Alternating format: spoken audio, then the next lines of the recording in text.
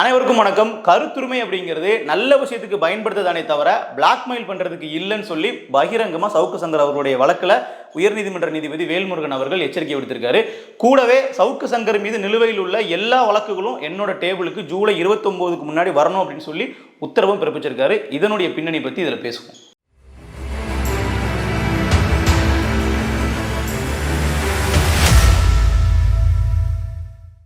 இந்த பிரச்சனை எல்லாம் எங்க ஆரம்பிக்குதுன்னு பார்த்தீங்கன்னா, இந்த ஆண்டு பிப்ரவரி மாதம் ஆரம்பத்திலேயே சவுக்கு சங்கர் மற்றும் அவருடன் சேர்ந்து 20 பேர் கொண்ட குழு உத்தரப்பிரதேசம் போயிருக்காங்க. ரோடு வழியாவே கும்பமேளா நிகழ்ச்சியை கவர் பண்றதுக்காக சவுக்கு மீடியா சார்பா. அப்படி போகும்போது தெலுங்கானா போலீஸ் இவர்களை வழிமறித்து இவர்கள்ட்ட இருந்த டாக்குமெண்ட்ஸ்லாம் செக் பண்றது கேட்கும் பொழுது பொல்யூஷன் அண்டர் செக் சர்டிபிகேட் வந்து இவர்கள்ட்ட இல்லாம இருந்திருக்கு. அதற்காக 1000 ரூபாய் அபராதம் விதிச்சிருக்காங்க. அது மட்டும் இல்லாம சவுக்கு, கேமராமேன், டிரைவர் உட்பட எல்லாரையுமே ராமாயம்பேட் காவல் நிலையத்தில் 2 மணி நேரம் காவல் வச்சிருக்காங்க. இந்த டாக்குமெண்ட்ஸ்லாம் செக் பண்ணி அவர்களை வந்து அனுப்பி வைக்கிறதுக்காக. இப்போ இந்த சம்பவம் நடந்த பிப்ரவரி 8ஆம் தேதி சவுக்கு சங்கர் அவர்கள் தமிழ்நாடு உள்துறை செயலாளருக்கு ஒரு மெயில் ஒன்று அனுப்புறாரு. என்னோட மூவ்மெண்ட்ஸ் எல்லாத்தையுமே, நான் எங்க வரேன் எங்க போறேன் அப்படின்னு எல்லாத்தையுமே சென்னை கமிஷனர் அருண் அவர்கள் வந்து கண்காணிக்கிறாரு. அவர் தான் தெலுங்கானா போலீஸ்க்கு கம்ப்ளைண்ட் கொடுத்து என்னை இது மாதிரி காவல் நிலையத்தை 2 மணி நேரம் காத்திருக்க வச்சிருக்காரு, எங்களை வந்து திட்டமிட்டு இந்த மாதிரி சிக்கலுக்கு உள்ளாக்குறாருன்னு சொல்லி ஒரு கம்ப்ளைண்ட் ஒன்று அனுப்புறாரு. ஸோ அதுக்கப்புறமா அப்படியே பிப்ரவரி 8 நீங்க கட் பண்ணிட்டு பாத்தீங்கன்னா, இப்போ சமீபத்தில் வரைக்கும் சவுக்கு மீடியா நடத்துறதுக்கு அருண் அவர்களால் பல சிக்கல்கள் வருதுன்னு சொல்லிட்டு மறுபடியும் ஒரு குற்றச்சாட்டு எழுப்பியிருக்காரு. சவுக்கு மீடியாவில் பணிபுரியக்கூடிய கேமராமேன் மற்றும் விஷுவல் எடிட்டர் அவர்களோட பைக்ஸ் வந்து சீஸ் பண்ணப்படுது காவலர்களால். ஸோ இந்த பிரச்சனைக்கு பின்னாடியும் சென்னை கமிஷனர் அருண் அவர்கள் தான் இருக்கிறார்னு சொல்லிட்டு சவுக்கு சங்கர் அவர்கள் குற்றம் சாட்டார். இது கடந்த மே மாதம் நடந்த விஷயங்கள். ஸோ இந்த சமயத்திலுமே மே 23ஆம் தேதி தமிழ்நாடு உள்துறை செயலாளருக்கு இதே மாதிரி ஒரு மெயில் அனுப்புறாரு அருண் அவர்கள் மீது குற்றம் சாட்டி. ஸோ இப்படியாக தொடர்ச்சியாக சென்னை மாநகராட்சி காவல் ஆணையர் அருண் அவர்கள் சவுக்கு மீடியாவை நடத்த விடாமல் எங்களை திட்டமிட்டு இது மாதிரியான சிக்கல்களுக்கு உள்ளாக்குறாரு அப்படின்னு ஒரு குற்றச்சாட்டை சவுக்கு சங்கர் அவர்கள் நீதிமன்றத்திலே ரிட் மனுவா தாக்கல் பண்றாரு. இனிமேல் இது மாதிரி சிக்கல் வரக்கூடாது அப்படின்ற காரணத்தை வலியுறுத்தி. ஆனால் நீதிமன்றத்தில் நடந்தது என்னன்னு பார்த்தீங்கன்னா, உயர்நீதிமன்ற நீதிபதி வேல்முருகன் அவர்களுடைய தலைமையில் இந்த வழக்கு விசாரணைக்கு வரும் பொழுது அவர் நேரடியாக சொன்ன விஷயம் என்ன அப்படின்னு பார்த்தீங்கன்னா, ஒரு வழக்கு ஆரம்ப கட்டத்தில் விசாரணை இருக்கும் போதே யூடியூபர்ஸ்லாம் வந்து பார்த்தீங்கன்னா ஒரு பேரலல் ட்ரையலுக்கு நீங்கள் உட்படுத்திருக்கீங்க. அதாவது நீங்கள் கோர்ட்டில் ஒரு பக்கம் விசாரணை போயிட்டு இருக்கோம், நீங்கள் அதுக்கு ஒரு பக்கம் விசாரணை செய்து இவர் மேலே தப்பு, இந்த அதிகாரி மேலே தப்பு, இந்த ஜட்ஜு கொடுத்த தீர்ப்பு தப்பானதுன்னு சொல்லி பேச ஆரம்பிச்சிடுறீங்க. இல்லை இந்த வழக்கில் இந்த நீதிபதி இந்த தீர்ப்பு தான் கொடுக்கணும்னு சொல்லி நீங்கள் ஜட்ஜுக்கே வந்து அறிவுரை சொல்லக்கூடிய வேலைகள்லாம் நீங்கள் பார்க்க ஆரம்பிச்சிடுறீங்க. இது ரொம்ப ரொம்ப தவறான விஷயம் அப்படின்னு சொல்லி அதுக்கு ஒரு கண்டனம் தெரிவித்ததோட சவுக்கு சங்கர் அவர்களினுடைய அட்வொகேட் கிட்ட சவுக்கு சங்கருக்கு சில அட்வைஸ் பண்ண சொல்லியும் சொல்லியிருக்காரு. அது ஒரு முக்கியமான விஷயம். என்ன அப்படின்னு பார்த்தீங்கன்னா, ஆர்டிகல் 19 கருத்துரிமைக்கு உண்டான அந்த சட்டத்தை பயன்படுத்தி நீங்க தவறுதலாக பல விஷயங்களும் செய்றீங்க. அது மட்டும் இல்லாம மக்களை தவற வழி நடத்துறீங்க. இதெல்லாமே வந்து தவறு அப்படின்னு சொல்லி தன்னோட கண்டனத்தை பகிரங்கமா பதிவு பண்ணியிருக்காரு. கூடுதலா சவுக்கு சங்கர் அவர்கள் மீது நிலுவையில் உள்ள எல்லா வழக்குகளையும் வரக்கூடிய ஜூலை 29ஆம் தேதிக்கு முன்னாடி அவருக்கு சப்மிட் பண்ண சொல்லியும் அவர் உத்தரவிட்டிருக்காரு. அது யாருக்கெல்லாம் உத்தரவு போயிருக்கு அப்படின்னு பார்த்தீங்கன்னா, உள்துறை செயலாளர், சென்னை சிட்டி கமிஷனர், அது கூடவே தமிழ்நாடு டிஜிபி அவர்களுக்கும் இந்த உத்தரவு வந்து போயிருக்கு. இப்போ சவுக்கு சங்கர் அவர்கள் மீது முன்னாடி பல வழக்குகள் வந்து நிலுவையில் இருக்கும். அவதூறு வழக்குகள் இல்ல அவர் மேல என்னென்ன கிரிமினல் வழக்குகள்லாம் இருக்கு அப்படிங்கிற எல்லா லிஸ்டையும் இப்போ நீதிபதி வேல்முருகன் அவர்கள் கேட்டிருக்காரு.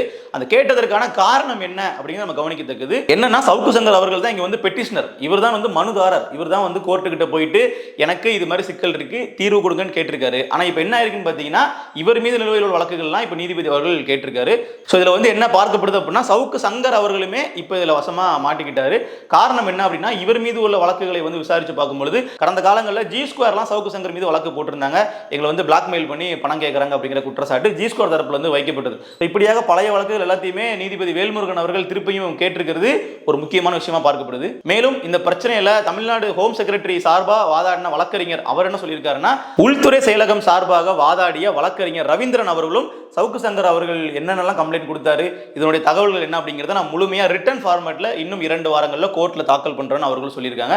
ஸோ கிட்டத்தட்ட சவுக்கு சங்கர் அவர்களுக்கு எதிராக இதுமே டிஜிபி அவர்களாக இருக்கட்டும், இல்லை உள்துறை செயலகத்திலிருந்து இருக்கட்டும், அதே மாதிரி சென்னை கமிஷனர் அவர்கள் தரப்புல இருந்து பல விஷயங்கள் வந்து கோர்ட்ல தாக்கல் செய்யப்படும். இந்த பிரச்சனையில நம்ம சவுக்கு சங்கர் அவர்கள் பக்கம் நிக்கணுமா, இல்லை உயர்நீதிமன்ற நீதிபதி வேல்முருகன் அவர்கள் சொன்னது மாதிரி சில பத்திரிகையாளர்கள் பிளாக்மெயில் பண்றாங்க, அது தவறானதுன்னு சொல்லி கண்டிக்கணுமா அப்படின்னு கேட்டீங்கன்னா, 2 தரப்புலையுமே ஒரு நியாயமான வாதம் இருக்குன்னு தான் பார்க்கிறேன். காரணம் என்ன அப்படின்னு பார்த்தீங்கன்னா, இங்க வந்து பத்திரிகையாளர்கள் செய்திகளை மட்டும் டெலிவர் பண்ணக்கூடிய வேலைகளையோ இல்ல முக்கியமான மக்கள் பிரச்சனைகளை மட்டுமே பேசக்கூடிய வேலைகளோ செய்யல, மாறாக அஜெண்டா பேஸ்ல வந்து ஒர்க் பண்றாங்க. ஒவ்வொருத்தருமே மக்கள் மத்தியில ஒரு கருத்துருவாக்கம் பண்ணக்கூடிய வேலைகளையும் பார்க்குறாங்க.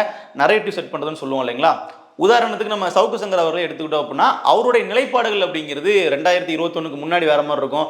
அதற்கு அப்புறமே வந்து பல முறை வந்து மாறிட்டே வந்திருக்குன்னு நம்ம சொல்லலாம். ஒவ்வொரு கட்சி தலைவரையும் ஒவ்வொரு காலகட்டத்தில் ஆதரிச்சு வந்திருக்காரு சவுக்கு சங்கர் அவர்கள். அதுல ஒன்றும் தவறு கிடையாது. ஏன்னா 2021க்கு முன்னாடி அதிமுக ஆளும் கட்சி, அப்போ அதை கடுமையாக எதிர்த்திருக்கணும். அதுக்கப்புறம் 2021க்கு பின்னாடி திமுக ஆளுங்கட்சியா வராங்க, திமுக எதிராக களமாடிட்டு இருக்கிறது.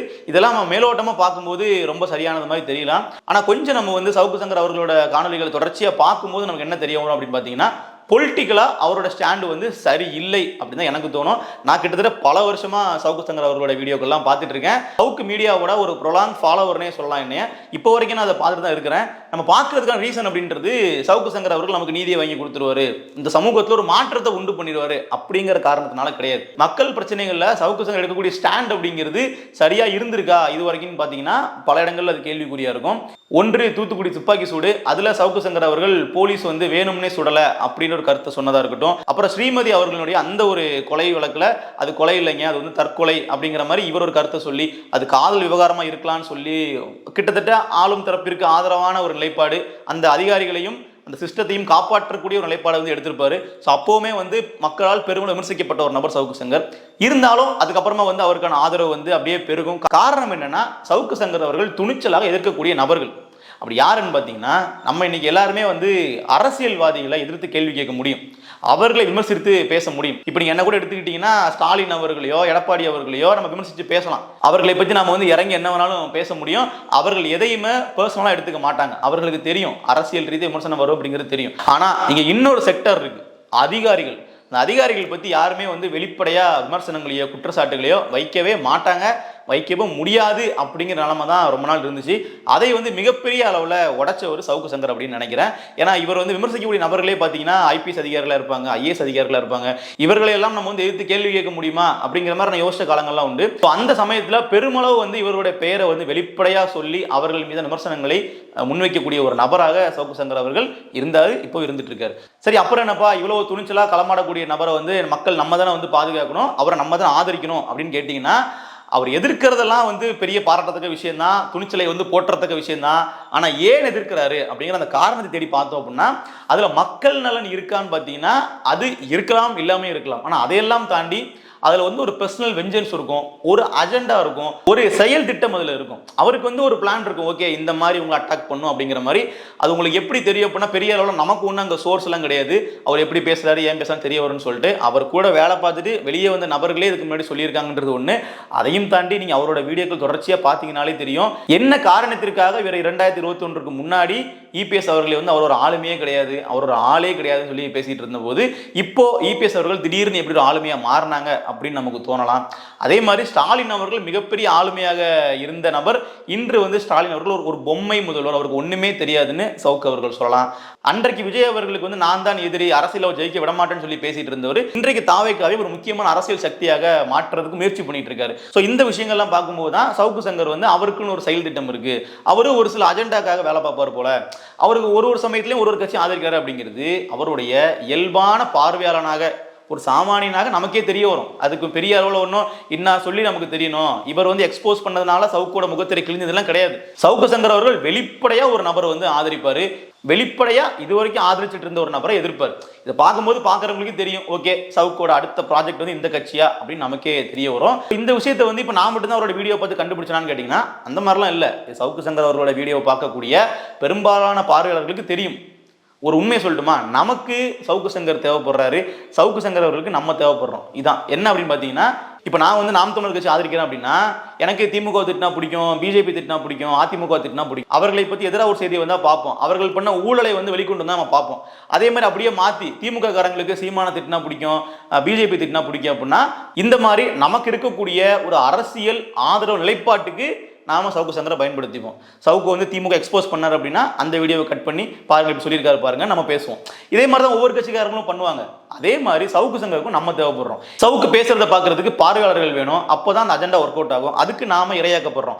இது வந்து இரண்டு பேருக்குமே பலனளிக்கக்கூடிய விஷயமா இருக்கிறதுனால தான் சவுக்கு சங்கர் அவர்கள் அவருடைய தொழிலை வெற்றிகரமாக இதுவரை செய்து கொண்டிருக்கிறார். சரி, அப்போ இது தப்பு தானே? சவுக்கு சங்கர் அவர்கள் வந்து ஒரு கட்சிக்காக வேலை பார்க்கறது, ஆனா மக்களுக்காக போராடுற மாதிரி அவரை காட்டிக்கொள்றது தப்பு தானேன்னு கேட்டீங்கன்னா கண்டிப்பா அந்த விஷயத்துல வந்து அவங்க எப்போ வெளியே எக்ஸ்போஸ் ஆகுறாங்களோ, ஆதாரத்தோட எப்போ எக்ஸ்போஸ் ஆகுறாங்களோ அப்போ அதுக்கான பதிலியை மக்களே கொடுப்பாங்க.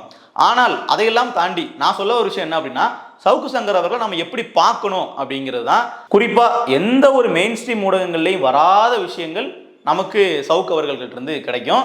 இன்னும் சொல்லப்போனா சவுக்கு அவர்கள் சொல்லக்கூடிய விஷயங்கள் அப்படிங்கிறது மெயின் ஸ்ட்ரீம் மீடியாவில் செய்தியாக கூட கவர் பண்ண மாட்டாங்க. அந்த அளவுக்கு அது முக்கியமில்லா செய்தியாக இருக்குமான்னு பார்த்தீங்கன்னா கிடையாது. அந்த செய்திகள் எல்லாமே ஆளும் தரப்பால் திட்டமிட்டு மறைக்கப்படும். ஒரு பெரிய நிறுவனம் செய்யக்கூடிய ஊழலாக இருக்கட்டும், இல்லை ஒரு முக்கியமான அதிகாரி செய்யக்கூடிய தவறுகளாக இருக்கட்டும், இது எல்லாமே சவுக்கு சங்கர் அவர்கள் மூலமாக நமக்கு தெரிய வருது. அதை நம்ம பார்க்கும்போது நமக்கு இது எக்ஸ்க்ளூசிவாக இருக்குது, வேற எங்கேயுமே கிடைக்காதுங்க. சவுக்கு சங்கர்கிட்ட போனால் நமக்கு பல தகவல்களை அவர் கொடுக்குறாரு. இன்சைட் இன்ஃபர்மேஷன் சொல்லுவாங்க இல்லைங்களா, வெளியே தெரியாது, ஊடகங்களில் செய்தியாக வந்திருக்காது, பேசு பொருளாக இருக்காது. ஆனால் அதை முதல்ல பிரேக் பண்ணுற நபராக சவுக்கு சங்கர் இருப்பார். ஒரு சிறிய உதாரணத்துக்கு ரத்தீஷ் அப்படிங்கிற நபரை இன்னைக்கு நம்ம எல்லாருக்குமே தெரியுது. கிட்டத்தட்ட இடி அவரை விசாரணை பண்ணும்போது நமக்கு தெரிய வருது. ஆனால் இந்த ரத்தீஷ் அப்படிங்கிற நபரை பற்றி சவுக்கு சங்கர் அவர்கள் ரொம்ப மாசமா பேசிட்டு இருக்காரு. அப்போ சவுக்கு நம்ம ஃபாலோ பண்ணும்போது நமக்கு மெயின் ஸ்ட்ரீம் மீடியாக்களே வராத தகவல்கள், பிரதான நியூஸ் சேனல்களே சொல்லப்படாத தகவல்கள் நமக்கு கிடைக்கும் பொழுது we feel privilege. நமக்கு எக்ஸ்க்ளூசிவா பிரீமியமா சில தகவல்கள் கிடைக்குது, அதை ஃப்ரீ ஆஃப் காஸ்ட் சவுக்கு கொடுக்குறாரு அப்படிங்கிற அடிப்படையில் மட்டும் பார்த்துக்கிட்டா நமக்கு பிரச்சனை இல்லை. அவரை ஒரு செய்தி நிறுவனமா முக்கியமான செய்திகளை நமக்கு கொடுக்கக்கூடிய நபரா நீங்க பாத்தீங்கன்னா சிக்கல் இல்லை. ஆனால் அவருடைய நரேட்டிவுக்கு நாம உள்ளாகாம இருக்கணும் அப்படின்னு தான் நான் சொல்ல வரேன். சவுக்கு இன்னைக்கு அதிமுகவை ஆதரிக்கிறார் அப்படிங்கிற அடிப்படையில் நம்ம அதிமுக சிறந்த கட்சின்னு உள்ள போனோம்னா, நாளைக்கு சவுக்கு அவர்கள் அதிமுக மோசமான கட்சின்னு சொல்ற சூழலும் ஏற்பட்டிருக்கு, இனிமேலும் படத்தான் போகுது. அப்படி இருக்கும் பொழுது நாம சவுக்கோட பொலிட்டிக்கல் ஸ்டாண்டை கொஸ்டின் பண்ணணும். அதே சமயத்தில் அவர் கொடுக்கக்கூடிய இன்ஃபர்மேஷனை நம்ம என்ஜாய் பண்ணிக்கலாம். இந்த மாதிரிலாம் நடக்குதா அப்படிங்கிறத தெரிஞ்சு வச்சுக்கலாம். நமக்கு வெளியே தெரிய விஷயங்களை தாண்டி கட்சிக்குள்ள நடக்கிற விஷயங்கள், அரசு அலுவலகம் நடக்கக்கூடிய விஷயங்கள், முக்கியமான அதிகாரிகள் செய்யக்கூடிய தவறுகள் எல்லாம் இவர் எக்ஸ்போஸ் பண்ணும்போது அதை நம்ம அப்படியே நம்பணும்னு அவசியம் இல்லை. அதை கேள்விக்குள்ளாக்க வேண்டிய விஷயமாக நாம் அதை பார்த்துக் கொள்ளலாம் அப்படிங்கிறத நான் சொல்ற விஷயம். சவுக்கு சங்கர் அவர்கள் பற்றிய என்னுடைய நிலைப்பாடு, என்னுடைய பார்வை தான் நான் இதில் பகிர்ந்திருந்தேன். நீங்க சவுக்கு சங்கர் அவர்களை எப்படி பார்க்குறீங்க? நீதிபதி அவர்கள் சொன்ன பத்திரிகையாளர்கள் பிளாக்மெயில் பண்றாங்க, இது தவறானது அப்படிங்கிற ஸ்டாண்ட் எடுத்துக்கிறீங்களா, இல்லை சவுக்கு சங்கர் அவர்களை திட்டமிட்டு காவல்துறை ஒடுக்குது அப்படிங்கிற விஷயத்தை பார்க்குறீங்களா? கீழே கமெண்ட் பண்ணுங்க. நன்றி.